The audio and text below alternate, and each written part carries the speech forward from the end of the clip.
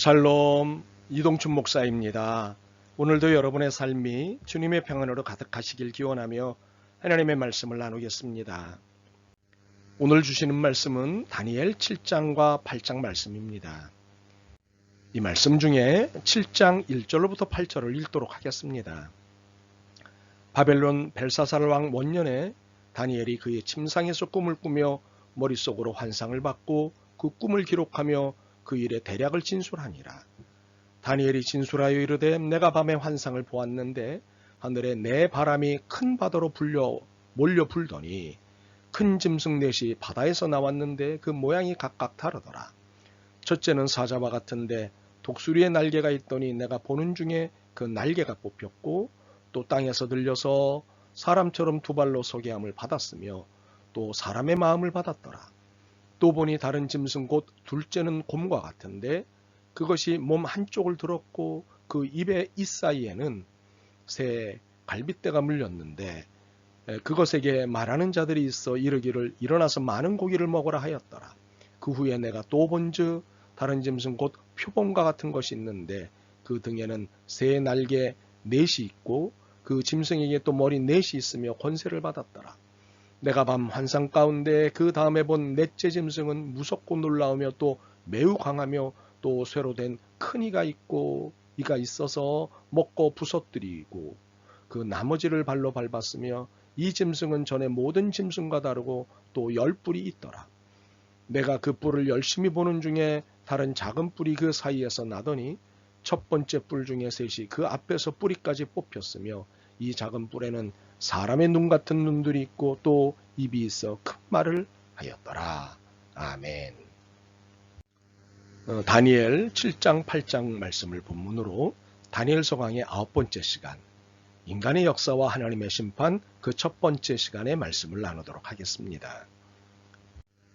우리 모두가 좋아하는 메시지가 있습니다. 하나님은 사랑이시다.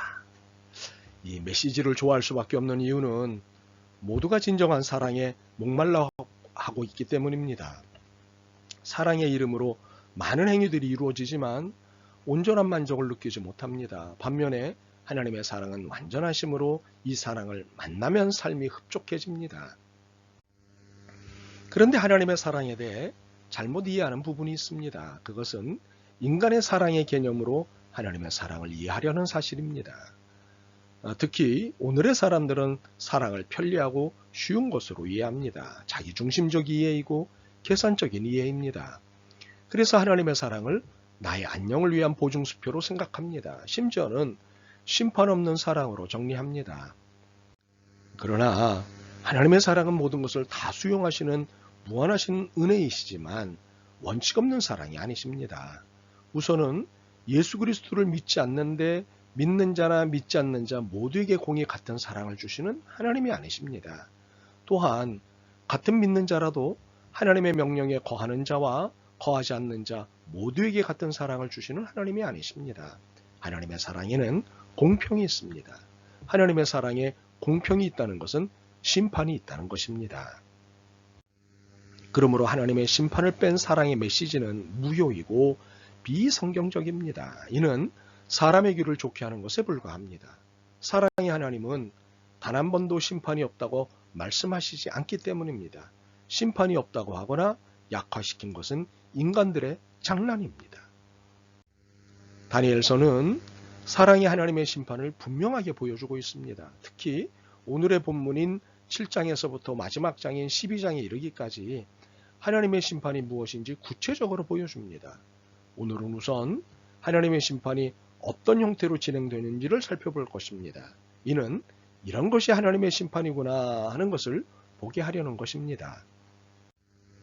오늘의 본문은 7장과 8장을 택했습니다. 이 두 장은 다니엘이 벨사살 왕 때 본 환상이고 8장은 7장 6절을 확충하는 환상이기 때문에 이 두 장을 함께 묵상하는 것이 이해에 도움이 될 것입니다. 다니엘은 꿈에서 네 짐승을 보았으며 천사들은 이들이 무엇을 의미하는지를 설명해 주었습니다. 여기서 각 짐승은 각 왕국을 나타내고 있습니다. 네 짐승은 각각 이렇습니다. 날개 달린 사자, 갈빗대를 물고 있는 곰, 날개와 4개의 머리가 달린 표범, 그리고 무서운 짐승입니다.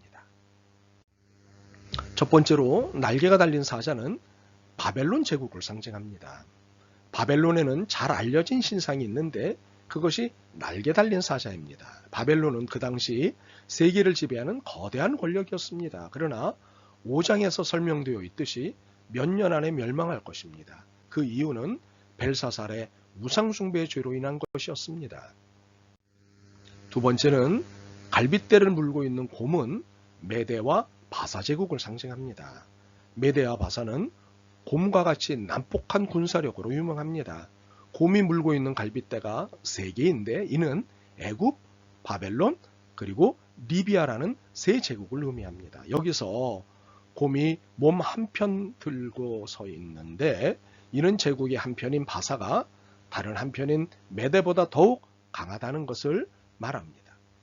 메대와 바사는 주전 539년에 바벨론을 정복하였으나 그들의 제국은 불과 200년간만 지속되었을 뿐입니다.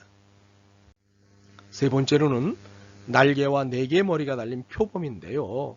이것은 그리스, 즉 헬라를 상징합니다. 주전 331년 알렉산더 대제는 세계를 정복하였고 바사를 멸망시켰습니다. 그러나 323년 그가 죽자 그의 수하에 있던 4장군들이 광대한 제국을 4수로 나누고 각각 군주로서 통치하였습니다. 우리는 여기서 8장의 내용으로 좀 더 구체적인 정리를 할 필요가 있습니다. 8장은 7장 6절을 확충한 환상입니다. 물론 7장의 환상이 있은 뒤 2년 후의 환상이었지만 한 부분을 좀 더 심도 있게 다루신 하나님의 이유가 있었습니다. 8장에서의 수양은 메대와 바사를 가리킵니다. 수양은 2뿔을 가졌는데 그중 하나가 다른 것보다 컸습니다. 이는 바사가 메대보다 더 강했던 것을 말합니다. 그리고 순념소가 나오는데 이는 알렉산더 대제입니다. 순념소가 순양을 공격하여 뿔을 부러뜨렸고 매우 커졌습니다.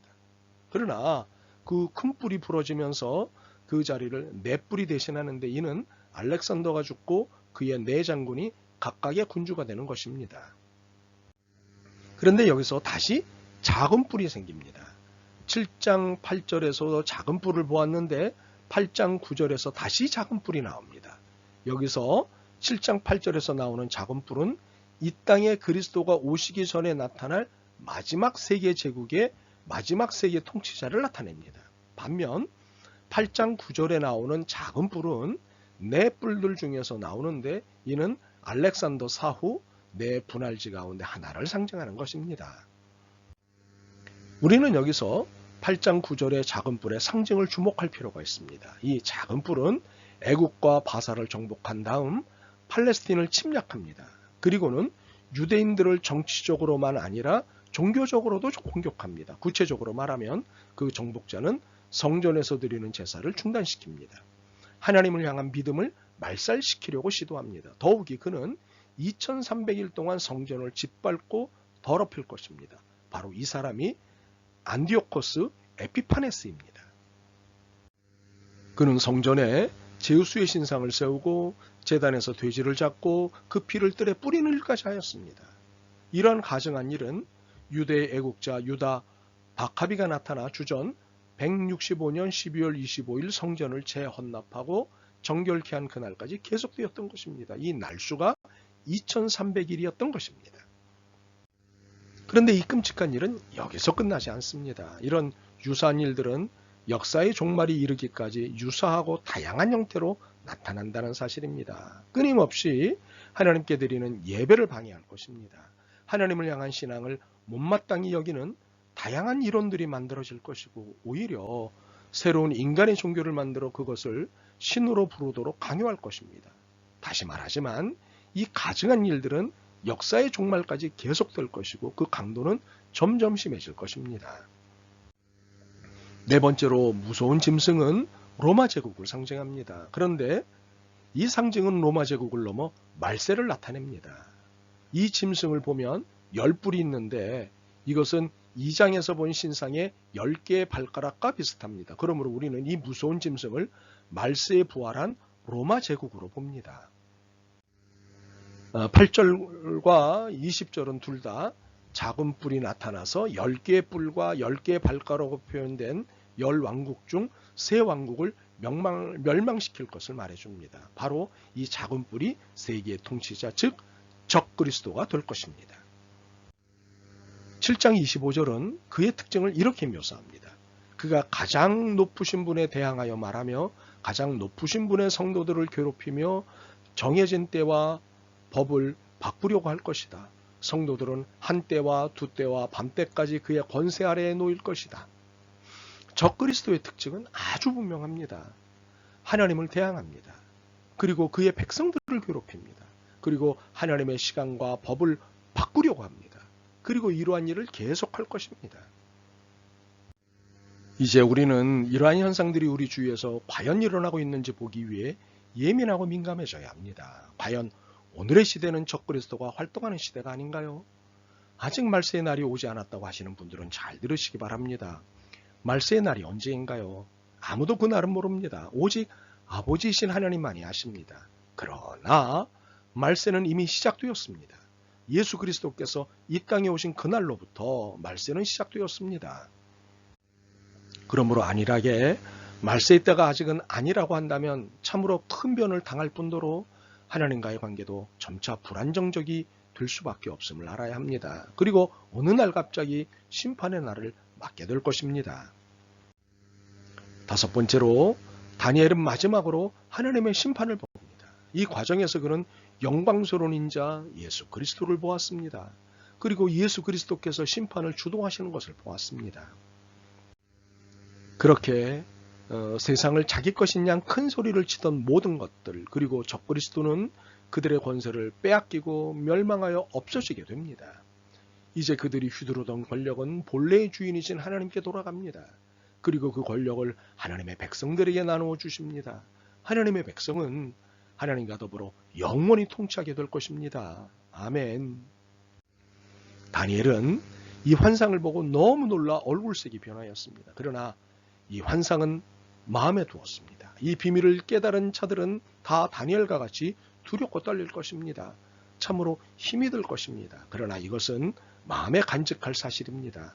마지막 때를 살아가는 여러분, 우리의 영적 긴장감을 늦추면 안 됩니다. 세상에게는 여전히 비밀이지만 우리에게는 더 이상 비밀이 아닌 이 계시의 말씀을 마음에 담아야 합니다. 그래서 이 말세의 때를 잘 살아야겠습니다. 여러분의 승리를 보고 싶습니다. 아멘. 주님, 더 이상 비밀이 아닌 세상의 종말을 깨닫게 해주셔서 고맙습니다. 거룩하신 하나님의 계획하심 앞에 두렵고 떨림으로 살게 하옵소서. 구원의 열정을 불태우게 하옵소서. 예수 그리스도의 이름으로 기도드립니다. 아멘. 오늘도 여러분의 믿음과 삶을 응원합니다. 사랑합니다.